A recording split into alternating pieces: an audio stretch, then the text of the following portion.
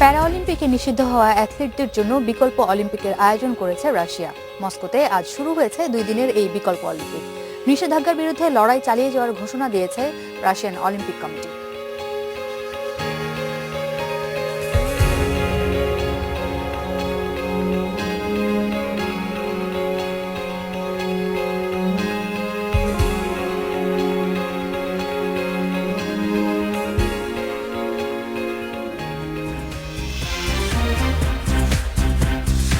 স্বাগত রাত 9টায় বাংলাদেশের সঙ্গে আছি আমি জাহিদ হোসেন। সবশেষের খবর, আলোচনা ও বিশ্লেষণ নিয়ে আছি আমি আসমা। খেলার আনন্দ হতাশার খবর জানাতে আছে আমি জহির ভুঁইয়া। শুরু করি শিরোনাম। ঈদের টানা ছুটি কাটাতে ঢাকা ছাড়ছে মানুষ, মহাসড়কে তীব্র যানজটে বসে সূচি এলো।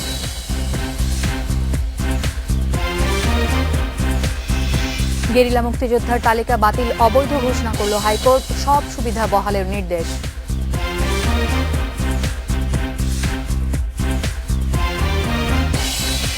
বিপিএল এ যোগ হচ্ছে আরো 2 ফ্র্যাঞ্চাইজি। খুলনা সত্য চায় জেমকন, রাজশাহীকে পাচ্ছে ম্যাঙ্গো।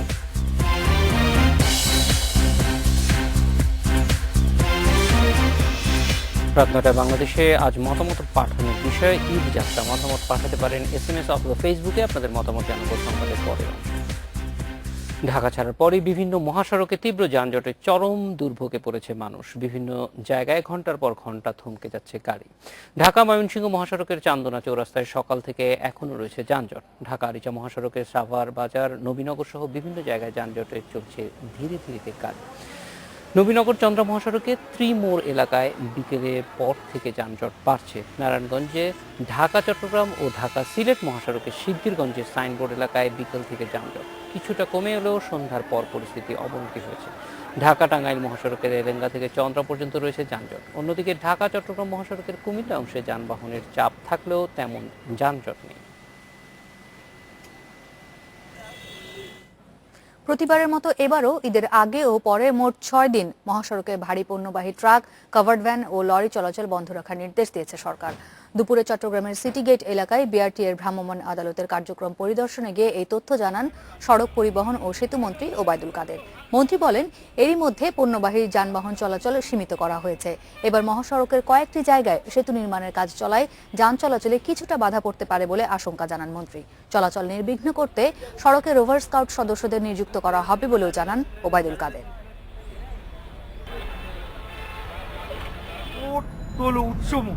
এখান থেকে যেন ভারী পরিবহন না চলে সে ব্যাপারে তাকে সরকারি সিদ্ধান্ত যাতে কার্যকর হয় ব্যবস্থা নিতে আমরা বলেছি। জাহিদ, ঈদের ঘরমুখ মানুষের যাওয়া কিন্তু আসলে কেবল শুরু হয়েছে। আজ কর্মদিবসের শেষ দিন ছিল, সেই হিসেবে হয়তো অনেকেই বলতে পারেন যে কেউ কেউ এরই মধ্যে পরিবার পাঠিয়ে দিয়েছেন, নিজেরা কাজ শেষ করে আজ থেকে রওনা হওয়া শুরু করবেন। কিন্তু তারপরও আমরা ধরেই নিই যে আজ থেকেই আসলে শুরুটা হলো। কিন্তু প্রথম দিনেই যেই পরিস্থিতি আমরা দেখতে পাচ্ছি দেশের সবগুলো জায়গা থেকে, এটি বলা যায় যে একেবারেই পূর্ব পাঠের পুনরালোচনায় বলতে হয়। কারণ প্রতিবার ঈদ এলেই আমরা এই চিত্রটা দেখি। কিন্তু একই সঙ্গে আমি গতকালকেও আসলে একটি মহাসড়ক দিয়ে আসছিলাম, যেটি সমস্যা সেই একই রকম চিত্রই দেখা যায় যে রাস্তার অর্ধেক ব্যবহার করা হচ্ছে না, অথবা বিভিন্ন জায়গায় গাড়ি ঘোড়া এমনভাবে রাখা হচ্ছে যে এই সময়টায় যে একটা বাড়তি নজর দেওয়ার প্রয়োজন আছে সেটি অন্তত আমাদের চোখে আসে না বা দৃষ্টিতে আসে না যে বাড়তি কিছু আছে। যদিও আমরা অনেকগুলি সংখ্যা দেখি, পুলিশ জানাচ্ছে যে 700 পুলিশ মোতায়েন করা হয়েছে, তবে নিশ্চয়ই চেষ্টা করা হচ্ছে। চেষ্টা না করলে পরিস্থিতি এত খারাপ হতে পারত। কিন্তু আমার মনে হয় যে একটা সমন্বিত চেষ্টার অভাব আছে, যার কারণে প্রতি বছর একই জিনিসের পুনরাবৃত্তি হচ্ছে।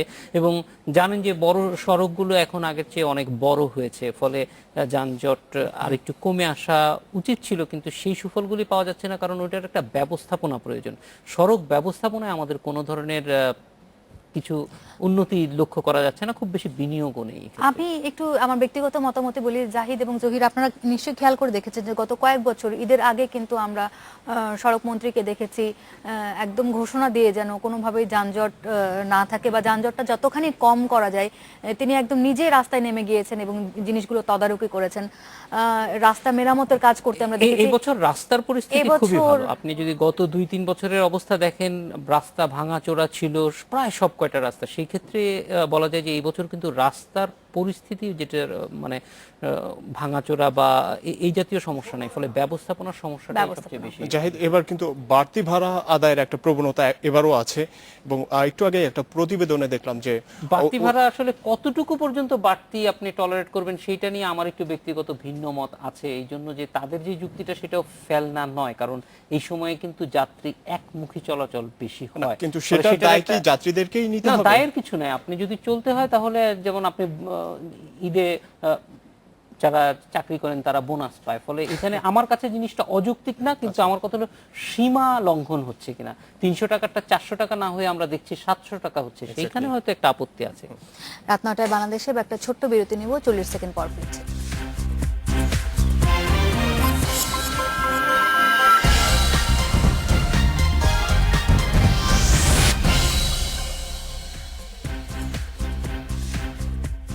ঈদের ছুটির আগে শেষ কর্মদিবসে ব্যাংকগুলোতে ছিল গ্রাহকের ভিড়। টানা 6 দিন বন্ধ থাকার কারণে অনেকেই যান টাকা তুলতে। তবে ঈদের ছুটিতে গরুর হাটে বিশেষ ব্যাংকিং সুবিধা পাবেন ব্যবসায়ীরা। এই সময় যে কোনো অনাকাঙ্ক্ষিত ঘটনা এড়াতে নিরাপত্তা বাড়ানোর নির্দেশ দিয়েছে বাংলাদেশ ব্যাংক। সরকারের নির্বাহী আদেশে ঈদের ছুটি শুরু হচ্ছে রোববার থেকে। এর আগে শুক্র ও শনিবার সাপ্তাহিক ছুটি, তাই টানা 6 দিনের ছুটি মিলছে এবার। ঈদের আগে শেষ কর্মদিবস হওয়ায় তাই সকাল থেকেই গ্রাহকদের ভিড় ছিল ব্যাংকগুলোতে। সেবা দিতে ব্যাংক কর্মীরাও ছিল সচেষ্ট। নতুন টাকা নিতে আসছি মেইনলি, বাচ্চাদের বাসার বাচ্চারা ছোটরা ওরা একটু খুশি হয় ঈদের দিনে টাকা দিলে, তো এর জন্য নতুন টাকাটা নিতে আসছি। আগে টাকাটা না উঠলে আমি কেমনে যাবো? যত তাড়াতাড়ি হয় তত তাড়াতাড়ি যেতে পারবো। তবে আমদানি রপ্তানি সচল রাখতে শুক্র, শনি ও রোববার স্থল ও নৌবন্দর সংলগ্ন শুল্ক অফিসগুলো খোলা রাখার সিদ্ধান্ত রয়েছে। আর ঢাকা মহানগরীর 23টি পশুর হাট সংলগ্ন ব্যাংকের শাখা খোলা থাকবে এই 3 দিনে। সান্ধ্যকালীন ব্যাংকিং কার্যক্রমও চালু থাকবে এই শাখাগুলোতে। 23টি পশুর হাট আছে, এই পশুর হাটের কাছাকাছি যে ব্যাংক শাখাগুলো, এগুলোও কিন্তু আগামী 9, 10 এবং 11 তারিখে এটি স্বাভাবিকভাবে খোলা থাকবে। তাছাড়াও সেখানে সান্ধ্য ব্যাংকিং চালু থাকবে। সরকারের নির্বাহী আদেশে 11 তারিখ লেনদেন বন্ধ থাকবে দেশের 2 পুঁজিবাজারে। এছাড়া 15 সেপ্টেম্বরও পুঁজিবাজার বন্ধ রাখার সিদ্ধান্ত নিয়েছে কর্তৃপক্ষ। ফলে টানা 9 দিন বন্ধ থাকবে শেয়ার বাজার। এদিকে লেনদেনের শেষ দিনেও অনেকটা মিশ্র অবস্থান দেখা গেছে 2 পুঁজিবাজারে। মার্কেটের অবস্থান খুব ভালো। ঈদের আগে সাধারণত দেখি সেল প্রেশার থাকে, এবার সেল প্রেশারটা মোটামুটি এতটা বেশি নাই। 18 সেপ্টেম্বর থেকে আবারও লেনদেন শুরু হবে ডিএসসি ও সিএসসিতে।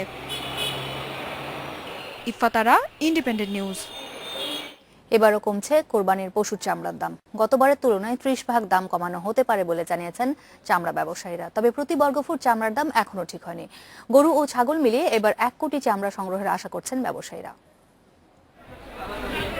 2013 সালের পর থেকে প্রতি বছরই কমছে কোরবানির পশুর চামড়ার দর। 4 বছর আগে ব্যবসায়ীরা প্রতি বর্গফুট গরুর চামড়ার দাম দিয়েছিলেন 85 থেকে 90 টাকা। পরের বছর তা ছিল 70 থেকে 75 টাকা। আর গত বছর দাম কমিয়ে করা হয় 50 থেকে 55 টাকা। অন্যান্য পশুর চামড়ার দামও ছিল কমতির দিকে। 3 বছরের ধারাবাহিকতায় এবারও তাই দাম কমানো হচ্ছে। এজন্য আন্তর্জাতিক বাজারকেই দুষছেন ব্যবসায়ীরা। গত বছরের চেয়ে এখন বর্তমানের বাজারটা 30% কিন্তু কম আছে। তো এই 30% কমটা এটা আন্তর্জাতিক বাজারের কারণেই। এটাকে আমরা 30% কমেই আমরা আশা করি বাজারটা যাবে। 95 থেকে 1 কোটি চামড়া গরু, ছাগল, ভেড়া, মহিষ সব মিলিয়ে হবে। ব্যবসায়ীরা বলছেন গেল বছরের 30 থেকে 40% চামড়া এখনো মজুদ আছে আড়তগুলোতে। এরপরও নতুন চামড়া কিনবেন তারা। গত বছরের মাল চড়ে রয়ে গেছে, বিক্রি খুব স্লো, ইন্টারন্যাশনাল মার্কেটের প্রাইস ডাউন, এই সমস্ত কিছু মিলিয়ে বিক্রি খুবই স্লো। এই বছর ধরেন দাম যদি কমিয়ে আনা হয়, লবণ কিন্তু আবার একটু বাড়িয়ে দিচ্ছে। কোরবানির পশুর চামড়ার 60 ভাগই যায় রাজধানীর পোস্তায়, বাকিটা হাজারীবাগে। হাজারীবাগে কাঁচা চামড়া প্রবেশে সরকারি নিষেধাজ্ঞা ও হাইকোর্টের জরিমানার নির্দেশনা থাকলেও এবারও 40% চামড়া যাবে সেখানে। Ashraf Alam, independent News, Dhaka. রাত 9টায় বাংলাদেশে এবার একটা বিরতি নিচ্ছে।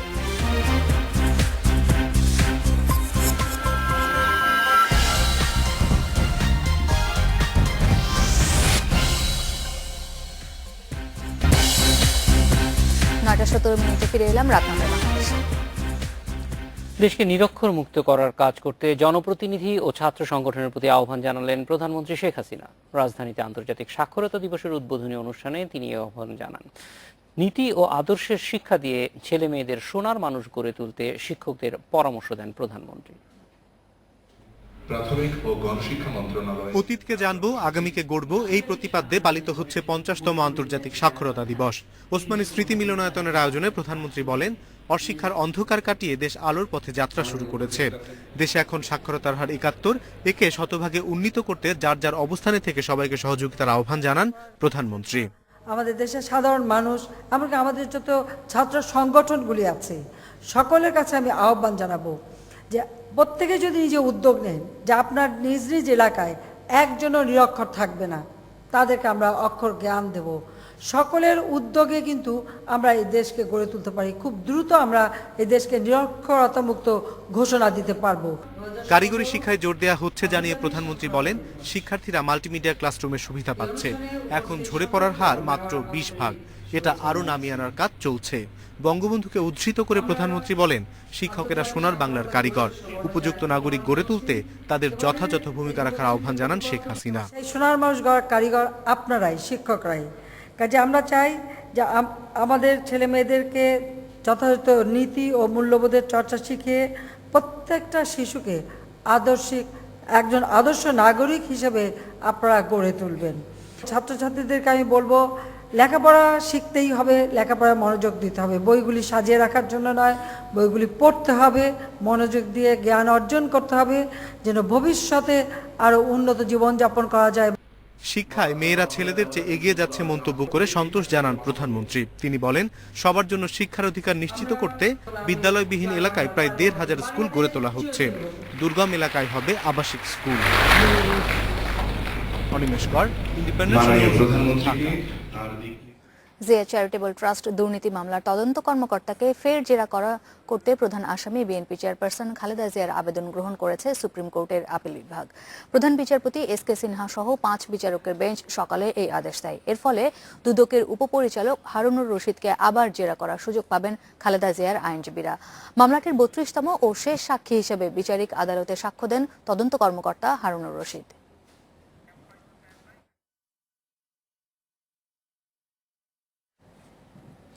আরো খবর আছে, তার আগে একটু খেলার খবর জানতে চাই। ধন্যবাদ জাহিদ। সময় হয়ে এসেছে বিপিএল এর নতুন আসরের। এবারের আসরে যোগ হচ্ছে আরো 2টি নতুন দল, জানিয়ে দিচ্ছি সে খবরটি। তবে তার আগে একটা বিরতি নিতে হচ্ছে। বিরতির পর ফিরে এসে অন্যান্য খবরের সাথে আরো যা থাকছে। ব্রিসবেনে অ্যাকশন পরীক্ষা দিয়েছেন তাসকিন ও সানি। বাংলাদেশে আসার সিদ্ধান্ত নিতে মর্গ্যানদের ডেডলাইন শনিবার। প্রস্তুতি আর খেলোয়াড় সংকটের পরও বিশ্বকাপ কাবাডিতে ব্রোঞ্জ চায় বাংলাদেশ। সামনে চ্যালেঞ্জ ভারত ও ইরান।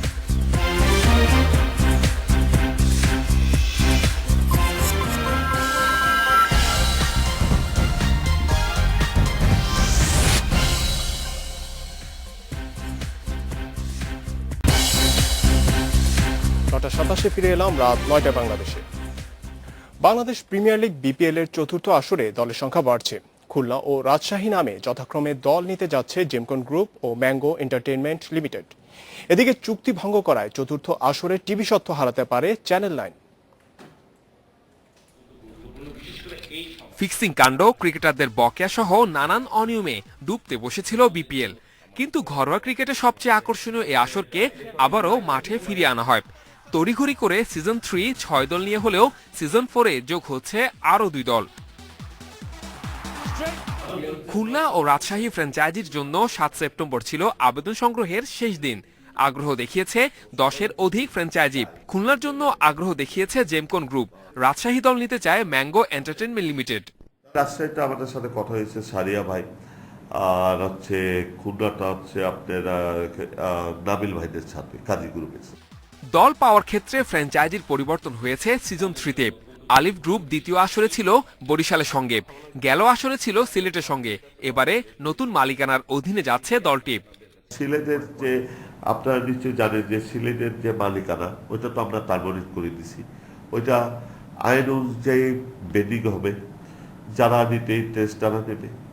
3 বছরের জন্য গেল আসরে নতুনভাবে বিপিএল গভর্নিং কাউন্সিলের সাথে চুক্তি করে চ্যানেল 9, কিন্তু চুক্তি শর্ত না মানায় এবার টিভি সম্প্রচার সত্ত্ব হারাতে পারে তারা।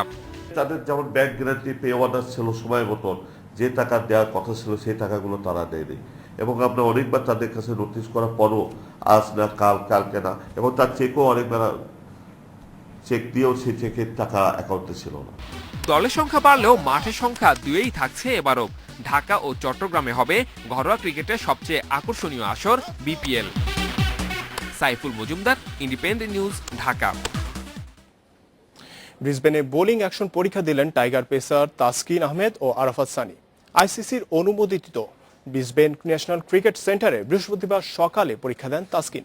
আরাফাত সানির পরীক্ষা হয় এর কয়েক ঘন্টা পর। তাসকিন ও সানির সঙ্গে ছিলেন টাইগার হেড কোচ চন্ডিকা হাতুর সিংহে। পরীক্ষা শেষে নিজের ফেসবুক পেজে ছবি পোস্ট করে পরীক্ষা ভালো হয়েছে বলে জানিয়েছেন তাসকিন। নিয়ম অনুযায়ী 2 সপ্তাহের মধ্যে পরীক্ষার ফল জানাবে আইসিসি। পরীক্ষায় উতরে গেলে আফগানিস্তান সিরিজে খেলবেন এই পেসার। আর ব্যর্থ হলে আগামী 1 বছর আন্তর্জাতিক ক্রিকেটে নিষেধাজ্ঞায় পড়তে হবে 2 জনকে। এর আগে উতরে গেলে আফগানিস্তান সিরিজে খেলবেন এই পেসার। আর ব্যর্থ হলে আগামী 1 বছর আন্তর্জাতিক ক্রিকেটে নিষেধাজ্ঞায় পড়তে হবে 2 জনকে। এর আগে ওয়ার্ল্ড টি20তে তাসকিন সানির বোলিং অ্যাকশন নিয়ে সন্দেহ প্রকাশ করেন ম্যাচ অফিসিয়ালরা। এর প্রেক্ষিতে চেন্নাইয়ে পরীক্ষা দিয়ে উতরাতে না পারায় 2 জনকেই আন্তর্জাতিক ক্রিকেটে নিষিদ্ধ করে আইসিসি। যেসব ছোটখাটো প্রবলেমগুলো ছিল, আমার মনে হয় যে এটা কোনো বড় প্রবলেম না। এটা আপনি যদি ওয়ার্ল্ড ক্রিকেটে যদি আমি ওইভাবে বলতে চাই যে ওয়ার্ল্ড ক্রিকেটে যদি আপনি 100টা বোলারকে খুঁজে নিয়ে আসেন, 100টা বোলারের এরকম ছোটখাটো প্রবলেম থাকবেই। এটা আপনার এরকম হবেই। এটা যেটা তাসকিনে যেটা বলছে যে তাসকিনের বাউন্সারের প্রবলেম আছে, এটা হচ্ছে যেটা ফাস্ট বলার যখন বল জোরে করতে যাবে, বাউন্সার করতে যাবে, একটু তো ওরকম হবে। বাট তাসকিনে যেহেতু হাতটা একটু সাইড থেকে আসতো, ওইটাকে হয়তো ঠিক করা হয়েছে। সুতরাং আমার Taskin will be perfectly alright. Bangladesh সফর থেকে নাম প্রত্যাহার করে নিলে তাদের অবস্থান হুমকির মুখে পড়বে বলে জানিয়েছেন ইংল্যান্ড ক্রিকেট বোর্ড পরিচালক অ্যান্ড্রু স্ট্রাউস। বাংলাদেশের নিরাপত্তা ব্যবস্থা নিয়ে নিজেদের সন্তুষ্টির কথা ক্রিকেটারদের জানিয়েছে ইসিবি। এর আগে বাংলাদেশ সফরে আসার ব্যাপারে সম্মতি দিয়েছেন ইংল্যান্ড টেস্ট অধিনায়ক অ্যালিস্টার কুক ছাড়াও অনেকে। তবে এখন পর্যন্ত সফরের ব্যাপারে কিছু জানাননি রঙিন পোশাকের অধিনায়ক ওয়েন মর্গান। শনিবারের মধ্যেই মর্গানকে চূড়ান্ত সিদ্ধান্ত জানাতে বলেছেন অ্যান্ড্রু স্ট্রাউস। নিরাপত্তা পর্যবেক্ষকদের প্রতিবেদন অনুযায়ী বাংলাদেশ নিরাপদ, তবে কেউ যদি সফরে না আসে তবে তার বিকল্প ক্রিকেটার বাংলাদেশে পাঠাবে ইসিবি। এতে বদলি খেলোয়াড়ের কাছে দলে তাদের অবস্থান হারানোর শঙ্কা আছে বলে জানান স্ট্রাউস। 16 সেপ্টেম্বর স্কোয়াড ঘোষণার কথা নির্বাচকদের। স্বল্প প্রস্তুতি আর খেলোয়াড় সংকটের পরও বিশ্বকাপ কাবাডিতে ব্রোঞ্জ ধরে রাখতে চায় বাংলাদেশ। ভারত ও ইরানকে টপকানো বড় চ্যালেঞ্জ। তরুণ রেইডারদের নিয়ে আত্মবিশ্বাসী কোচ ও অধিনায়ক। স্বল্প প্রস্তুতি শেষে দ্রুত নামিয়ে আনা হবে 14 সদস্যের চূড়ান্ত স্কোয়াড। 8 অক্টোবর ভারতে শুরু হচ্ছে 12 দলের বিশ্বকাপ কাবাডি। কাবাডির বিশ্ব র্যাঙ্কিংয়ে 5 আর এশিয়াতে 3 নম্বরে বাংলাদেশ। বিশ্ব কাবাডির শ্রেষ্ঠত্ব ধরে রেখেছে ভারত। কাবাডির আরেক পরাশক্তি ইরান। গেল 2 আসরে ব্রোঞ্জ পেয়েছিল লাল সবুজরা। বিশ্ব কাবাডির 3য় আসরে তৃতীয় হওয়াটাই বড় চ্যালেঞ্জ। আমাদের প্রথম লক্ষ্য থাকবে, যেহেতু আমরা এর আগে 2টো বিশ্বকাপ খেলেছি, 2005 এবং 2007-এ, সেখানে আমাদের অবস্থান ছিল তৃতীয়, ব্রোঞ্জ পদক আমরা পেয়েছি। মূলত আমার প্রাথমিক লক্ষ্য থাকবে ওই ব্রোঞ্জ পদকটাকে ধরে রেখে সামনের দিকে এগিয়ে যাওয়া। প্রো কাবাডির মতো ফ্র্যাঞ্চাইজি ভিত্তিক লিগ করে ভারত নিজেদের নিয়ে গেছে ধরাছোঁয়ার বাইরে। ভারতের প্রো কাবাডি খেলার অভিজ্ঞতা আছে তুহিন, জামান ও জাকিরের। এই 3 রাইডার স্বপ্ন দেখাচ্ছে লাল সবুজদের। 3 জন সবসময় সব প্লেয়ারদের নিয়ে আলোচনা করে যে এইভাবে এটা করতে হবে, এইভাবে এটা করতে হবে, সবকিছু আদান প্রদান হচ্ছে। এবার এভারেজ আমাদের টিমটা একদম ইয়াং টিম, তো আশা করছি যে তারুণের যে একটা অ্যাডভান্টেজ থাকে সেই হিসেবে আমরা ভালো করব। এর আগে গত 26 জুলাই শুরু হয়েছে বাংলাদেশ কাবাডি দলের আবাসিক ক্যাম্প। 40 জনের দল থেকে বেছে নেওয়া হয়েছে 20 রাইডারকে, সর্বোচ্চ 5 জন বিমান বাহিনীর। প্রিপারেশনটা একটু লং টাইমের একটু হইলে একটু টাইম নেওয়া হইলে ভালো হইতো। কারণ ইন্ডিয়াতে মনে করেন ওরা প্রো কাবাডি করছে কিছুদিন আগে, ওদের 100 প্লেয়ার পুরো চাঙ্গা। এখন ওরা ইন্ডিয়াতে দিয়ে দিছে ওয়ার্ল্ড কাপ, তো ওদের তো প্লেয়ারের সমস্যা নাই। ওদের দেখা গেছে already 5-6 set player ready. 8 October ভারতে শুরু হচ্ছে বিশ্ব কাবাডির 3য় আসর। 25 সেপ্টেম্বর ভারতে যাবে বাংলাদেশ। জাফর সালে, ইন্ডিপেন্ডেন্ট নিউজ, ঢাকা। এদিকে প্যারা অলিম্পিকে নিষিদ্ধ হওয়া অ্যাথলিটদের জন্য বিকল্প অলিম্পিকের ব্যবস্থা করেছে রাশিয়া। মস্কোতে আজ শুরু হয়েছে 2 দিনের বিকল্প এই অলিম্পিক। নিষেধাজ্ঞার বিরুদ্ধে লড়াই চালিয়ে যাবার ঘোষণা দিয়েছে রাশিয়ান অলিম্পিক কমিটি। মারাকানায় প্যারা অলিম্পিকের উদ্বোধনে যেখানে 161 দেশের পতাকা উঠছিল, সেখানে ছিল না রাশিয়ার পতাকা। তবে অ্যাথলিটদের হতাশ হতে দেয়নি রাশিয়া। অলিম্পিকের আদলে আয়োজন করেছে বিকল্প প্যারা অলিম্পিক। আমাদের এই আয়োজন এক ধরনের প্রতিবাদ। আমরা শেষ পর্যন্ত লড়াই করে যাব, জয় আমাদেরই হবে। আমরা ভদ্রভাবেই লড়াই করব, বক্সারের মতো নয়। রাষ্ট্রীয় মদতে নিষিদ্ধ ডোপ নেয়ার অভিযোগে অলিম্পিকের মতো প্যারা অলিম্পিকেও টিম রাশিয়াকে নিষিদ্ধ করেছে আন্তর্জাতিক প্যারা অলিম্পিক কমিটি। তবে তা মানতে নারাজ রাশিয়া। সব পরিকল্পনা শেষ, আমাদের অ্যাথলিটরা অনেক হতাশ। তবে স্বপ্ন এখনো দেখি আমরা, পরের অলিম্পিকে আমাদের যোগ্যতা প্রমাণ করব, আশা ছাড়ব না। 8 ও 9 সেপ্টেম্বরের এই অল্টারনেটিভ প্যারা অলিম্পিকে অংশ নিচ্ছেন 263 জন athlete. Mazharul Islam, independent news. খেলাধুলার খবরে এই ছিল আমার কাছে সবশেষ। আরো কিছু খবর জানাবেন জাহিদ এবং মিতা। ধন্যবাদ জহির। খবরগুলোতে চলে যাই। গেরিলা বাহিনীর 2367 জন মুক্তিযোদ্ধার তালিকার গেজেট বাতিলের প্রজ্ঞাপন অবৈধ ঘোষণা করেছে হাইকোর্ট। সেই সঙ্গে তালিকা প্রকাশের দিন থেকেই ওই মুক্তিযোদ্ধাদের সব সুযোগ সুবিধা দিতে বলেছে আদালত। বিচারপতি গোবিন্দ চন্দ্র ঠাকুর ও বিচারপতি আবু তাহের মোহাম্মদ সাইফুর রহমানের বেঞ্চ এই রায় দেয়। 2013 সালের 22 জুলাই এক প্রজ্ঞাপনে গেরিলা বাহিনীর 2367 জন মুক্তিযোদ্ধার তালিকা প্রকাশ করে মুক্তিযুদ্ধ মন্ত্রণালয়। ওই তালিকায় ঐক্যন্যাপের সভাপতি পঙ্কজ ভট্টাচার্য, মুক্তিযুদ্ধকালীন অস্থায়ী সরকারের উপদেষ্টা মণ্ডলীর সদস্য কমরেড মণি সিংহ এবং অধ্যাপক মুজাফফর আহমেদের নাম ছিল। কিন্তু কোনো কারণ ছাড়াই 2014 সালের 29 অক্টোবর এক প্রজ্ঞাপনের মাধ্যমে তালিকার গেজেটটি বাতিল করা হয়। পরে এর বৈধতা চ্যালেঞ্জ করে ওই বছরের 11 ডিসেম্বর হাইকোর্টে রিট করেন পঙ্কজ ভট্টাচার্য। সরকারের যে সিদ্ধান্ত ছিল গেজেট 5/11/2014 তারিখে ন্যাপ ছাত্র ইউনিয়ন গেরিলা বাহিনীর যে মুক্তিযোদ্ধাদের তালিকা সেটাকে যে বাতিল করা হয়েছিল সেটাকে বেআইনি ঘোষণা করা হয়। সুন্দরবনের জলদস্যু শান্ত ও আলম বাহিনীর 14 সদস্য আত্মসমর্পণ করেছেন। দুপুরে স্বরাষ্ট্রমন্ত্রী আসাদুজ্জামান খানের উপস্থিতিতে বরিশাল র্যাব 8 এর কার্যালয়ে আত্মসমর্পণ করেন তারা। দেশি বিদেশি 20টি আগ্নেয়াস্ত্র ও 1000 গুলি জমা দিয়েছে আত্মসমর্পণকারীরা। 2 বছর আগে সাগরে মাছ ধরতে গিয়ে জলদস্যুদের কাছে জিম্মি হন পাথরঘাটার জেলে খোকন মিয়া। এরপর প্রায় 4 লাখ টাকা মুক্তিপণ দিয়ে ছাড়া পান তিনি। বান্দিয়া পিটাইছে, ইসমুরি বান্দিয়া এরকম পিটাইছে, পিটিয়ে পড়াই আপনার এক বেলা ভাত দিয়েছে। চাই কি? চাই শুধু টাকা। পাথরঘাটা ট্রলার মালিক সমিতির হিসাবে উপকূলীয় এলাকায় প্রতি বছর অন্তত 2000 ট্রলার জিম্মি করে মুক্তিপণ আদায় করে দস্যুরা। গত 5 বছরে জলদস্যুদের হাতে নিহত হয়েছেন অন্তত 150 জেলে। খন্দা বলি আমরা, যেখানে বরফ রাখা হয় ওর ভিতরে ঢুকাইয়া ব্রেক মারিয়ে রাখতো এবং অনেক সময় ট্রলারটা ডুবাইয়াও দিয়েছে, এই জন্য লোক সহকারে ডুবাই দিয়েছে। এরকম ঘটনাও ঘটছে। তবে সাম্প্রতিক সময়ে আইনশৃঙ্খলা রক্ষাকারী বাহিনীর অভিযানে পরিস্থিতির কিছুটা উন্নতি হয়েছে বলেছেন জেলেরা। আমাদের দেশের জেলেরা নির্বিঘ্নে সাগরে জাল বাইতে পারবে, প্রচুর মাছ আহরণ করতে পারবে এবং দেশের বিভিন্ন মোকামে এই মাছগুলো নিয়ে আসবে। বরিশাল র্যাব কার্যালয়ে আত্মসমর্পণ করা 14 দস্যুকে পাঠানো হয়েছে কারাগারে। তাদের স্বাভাবিক জীবনে ফিরতে সহায়তার আশ্বাস দিয়েছেন স্বরাষ্ট্রমন্ত্রী। যারা 2টি জঘন্য অপরাধে লিপ্ত হন নাই, যেমন খুন এবং রেপ, এই দুটি ছাড়া যারা রয়েছেন তাদেরকে আমরা যতখানি আইনি সহযোগিতা করার আমরা সহযোগিতা করব। র্যাব জানায় সুন্দরবনে এখনো 4টি জলদস্যু বাহিনী তৎপর। তাদের দমন অভিযান জোরদার করার ঘোষণা দিয়েছে বাহিনীটি। Independent news desk. রাত 9টায় বাংলাদেশে নেব একটা ফিরে এসে আরো থাকছে। বাংলাদেশের শ্রমিক নেওয়া বন্ধ করেনি কুয়েত, কঠোর হয়েছে শুধু গৃহকর্মী নেওয়ার নীতিমালা।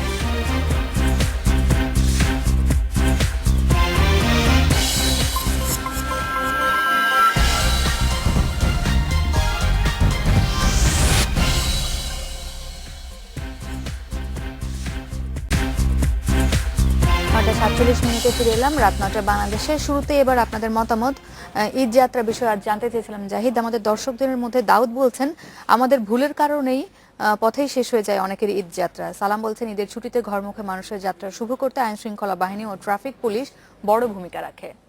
বরকত বলছেন বেশি ভাড়া যাতে কেউ নিতে পারে সেদিকে লক্ষ্য রাখতে হবে। সোহান বলছেন, জীবন বাজি রেখে ঘরে ফেরার উদ্দেশ্যে একটাই, পরিবারের সঙ্গে ঈদ উদযাপন করা। মানিক একটা উপদেশ দিয়েছেন, যানজট নিরসনে সরকারের আরও পদক্ষেপ নেওয়া উচিত। শরীফ বলছেন, ঈদ যাত্রা সফল করার জন্য আমাদের সবাইকে এক হয়ে কাঁধে কাঁধ মিলিয়ে কাজ করতে হবে। নওশিন বলছেন, অতিরিক্ত যাত্রী বহন করার বিরুদ্ধে আরো কঠোর পদক্ষেপ নিতে হবে। সাগর বলছেন, মলম পার্টি বা অজ্ঞান পার্টি থেকে সবাইকে সাবধানে থাকতে হবে। মিতু সবার জন্য শুভকামনা জানিয়েছেন। তিনি বলছেন, সবার ঈদযাত্রা নিরাপদ হোক, এটি প্রত্যাশা করি। আমাদেরও আসলে তাই প্রত্যাশা। তবে এই প্রত্যাশাই সবসময় বাস্তবায়ন হয় না, সেটার জন্য যাদের দায়িত্ব আছে তাদেরও একটু দায়িত্ব নিতে হবে, যাতে প্রত্যাশাটা সত্যি সত্যি বাস্তবায়ন। কারণ ঈদের সময় প্রতি ঈদেই আমরা দেখা যায় যে নানান ধরনের অপ্রত্যাশিত খবর পেয়ে যায়, ফলে কোনোভাবে যেগুলো কাঙ্ক্ষিত না, এই ধরনের খবর আসলে আমরা শুনতে চাই না, এটাই হচ্ছে শেষ কথা।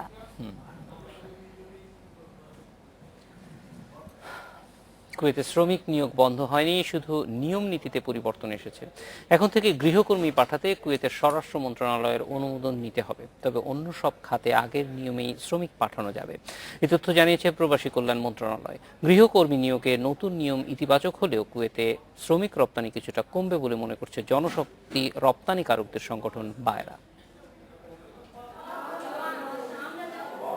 চলতি বছরের শুরুতে বাংলাদেশ থেকে গৃহকর্মী নিতে সকল ধরনের বিধিনিষেধ তুলে দেয় কুয়েত সরকার। ফলে গাড়ি চালক, মালি, দারোয়ান সহ গৃহকর্মী হিসেবে কুয়েতে যায় বাংলাদেশি শ্রমিকরা। বর্তমানে প্রায় 2 লাখ বাংলাদেশি সেখানে কাজ করছে। গৃহস্থলী কাজে কর্মী চাহিদা কমে আসায় নিয়ম নীতিতে পরিবর্তন এনেছে কুয়েত সরকার। কুয়েতের যতজন কর্মীর দরকার মোটামুটি সেটা পূরণ হয়ে গেছে, সে কারণে তারা এখন আবার বন্ধ করেনি, শুধু বলেছে যে ডোমেস্টিক ওয়ার্কার নিতে গেলে আগের মতো হোম মিনিস্ট্রির পারমিশন নিয়ে নিতে পারবে। নতুন নিয়মে বিদেশি গৃহকর্মী নিয়োগ করতে নিয়োগকর্তার কুয়েতে বাড়ি থাকতে হবে, আর্থিকভাবেও তাকে সচ্ছল হতে হবে। এ নিয়ম কর্মীদের জন্য ইতিবাচক বলে মনে করছে বায়রা। ইচ্ছে হলে একজন, 2জন, 3জন নিয়ে নিল, সে ঠিক মতো বেতন দিতে পারলো না, তাহলে আমাদের কর্মীরা ছাপার করবে। এই আইনটা আমি মনে করি যে আমাদের কর্মীদের জন্য তাদের বেতন ভাতা, তাদের থাকা খাওয়া, এটা একটা খুবই একটা ভালো দিক এবং এটা নিশ্চিত করছে আমাদের কর্মীদের। গৃহকর্মীর চাহিদা বাড়লে শর্ত আবারও শিথিল হতে পারে বলে মনে করছে বায়রা। রিশাদ হুদা, ইন্ডিপেন্ডেন্ট নিউজ, ঢাকা। আনন্দ ও উৎসবের মধ্য দিয়ে ভারতে চলছে গণেশ পূজা। 10 দিনের এই উৎসবে শিক্ষা, বুদ্ধিমত্তা ও উন্নত ভবিষ্যতের জন্য দেবতা গণেশের পূজা করা হচ্ছে। ভারতের সব অংশে গণেশ পূজা হলেও এর মূল আয়োজন দেখা যায় বাণিজ্যিক নগরী মুম্বাই। পৌরাণিক হিন্দু ধর্মের জনপ্রিয় ও সর্বাধিক পূজিত দেবতাদের অন্যতম গণেশ। গণেশ পূজার প্রথম দিন বিবেচিত হয় গণেশ চতুর্থী নামে। এই দিন নাচ ও গানে বর্ণিল গণেশ মূর্তি ঘরে আনেন ভক্তরা। তারা মনে করেন অর্থনৈতিক উন্নয়নে আশীর্বাদ ছড়িয়ে দেবেন গজমুণ্ড মনুষ্যকার এই দেবতা। এবারের পূজাকে আরো বেশি আকর্ষণীয় করতে 58 ফুট উচ্চতার মূর্তি বানিয়েছেন হায়দ্রাবাদের ভক্তরা। দর্শনার্থীদের ভিড়ও ছিল চোখে পড়ার মতো। এখন পর্যন্ত 60 থেকে 70 হাজার মানুষ প্রার্থনা জানাতে এসেছে। দিন যত যাচ্ছে মানুষের আগ্রহ তত বাড়ছে। আমরা আশা করছি এই সংখ্যা আরো বাড়বে। বাণিজ্যিক নগরী মুম্বাইতে গণেশ পূজার আয়োজন সবচেয়ে জমজমাট। এবছর বাপ্পার কাছে উন্নত জীবনের পাশাপাশি নিরাপদ, সন্ত্রাসমুক্ত সমাজ প্রার্থনা করেছেন ভক্তরা। আমরা চাই কেবল ভারত নয়, গোটা বিশ্বই সন্ত্রাসমুক্ত হোক, কারণ সন্ত্রাসবাদ এখন সবচেয়ে বড় সমস্যা। আমরা সবাই আশা করি গণেশের আশীর্বাদে ফল হবে। সাধারণভাবে গণেশ প্রারম্ভের দেবতা, বিঘ্নের দেবতা, শিল্পকলা ও বিজ্ঞানের পৃষ্ঠপোষক, আর মহাবল, মেধা ও বুদ্ধির দেবতা। তবে মূলত ব্যবসা বাণিজ্যে উন্নতির জন্যই তার পূজাকে বেশি গুরুত্ব দেওয়া হয়। এবছর 5 সেপ্টেম্বর শুরু হয়েছে গণেশ পূজা। নদীতে মূর্তি ডোবানোর মধ্য দিয়ে শেষ হবে গণেশ পূজা। Nusrat Jerin, Independent News. এই ছিল রাত 9টায় বাংলাদেশ। শেষ করব অস্ট্রিয়ায় ঐতিহ্যবাহী চীনা লন্ঠন ফেস্টিভ্যালের কিছু ছবি দেখে। তার আগে বিদায় নেব আমরা। আমন্ত্রণ পরের আয়োজনে। শুভরাত্রি।